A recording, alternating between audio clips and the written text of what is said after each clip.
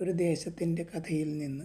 യുദ്ധവീരന്മാരുടെ രാത്രിഞ്ചര സംഘം അതിരാണിപ്പാടത്തും പരിസര പ്രദേശങ്ങളിലും നടത്തി വന്നിരുന്ന ചില വീരസാഹസിക വിനോദ വിക്രയികളുടെ കഥകൾ ശ്രീധരൻ കേട്ടിട്ടുണ്ടായിരുന്നു. അക്കൂട്ടരുമായി അടുക്കുവാൻ ആശയുണ്ടായിരുന്നുവെങ്കിലും അതിനൊരവസരം കിട്ടിയിരുന്നില്ല. അതിരാണിപ്പാടത്തു നിന്ന് അരമൈൽ ദൂരെ പാർക്കുന്ന തടിച്ച് കുങ്കിച്ചി അമ്മയ്ക്ക് 2 ആൺമക്കളുണ്ട്, ലക്ഷ്മണനും ഭരതനും. ആ സഹോദരന്മാർ പട്ടണത്തിന് ഒരു മോട്ടോർ വർക്ക്ഷോപ്പ് നടത്തി വരികയാണ്. ഇവരിൽ അനുജൻ ഭരതൻ ഒരു കൊച്ചു പോക്കിരിയും രസികനുമാണ്. ജ്യേഷ്ഠൻ ലക്ഷ്മണൻ രാത്രി വീട്ടിൽ ചുരുക്കമായേ വരാറുള്ളൂ. വർക്ക്ഷോപ്പിൻ്റെ മൂലയിലെ മുറിയിലിരുന്ന് പണം വെച്ച് ചീട്ടുകളി, അതാണ് മൂപ്പരുടെ നിശാപരിപാടി.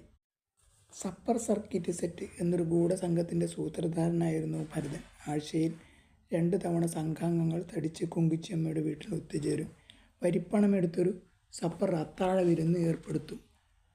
സപ്പറിന് ശേഷം പ്രച്ഛന്ന വേഷത്തിൽ പട്ടണ മൂലകളിൽ ചുറ്റിക്കറങ്ങി പല നേരം പോക്കുകളും കാണിക്കും. ഇതെല്ലാമായിരുന്നു സെറ്റിൻ്റെ പരിപാടികൾ. അടിപിടി, പിടിച്ചുപറി, കൊള്ള, കവർച്ച തുടങ്ങിയ ആക്രമണ പ്രവണതകളൊന്നും സംഘത്തെ തീണ്ടിയിരുന്നില്ല. മോഷണം തീരെ ഇല്ലെന്ന് പറഞ്ഞുകൂടാ. കോരപ്പൻ കോൺട്രാക്ടറുടെ വളപ്പിൽ ധാരാളം വാഴക്കുലകളുണ്ടായിരുന്നു. ചിലപ്പോൾ അവയിൽ നിന്ന് ഓരോ കുല തട്ടും സപ്പറിന് കൊഴുപ്പ് കൂട്ടാൻ. സപ്പർ കഴിഞ്ഞാലുള്ള സർക്കിറ്റിൽ തോന്നിയ പോലെ പല പ്രായോഗിക വിനോദങ്ങളും സംഘടിപ്പിക്കും.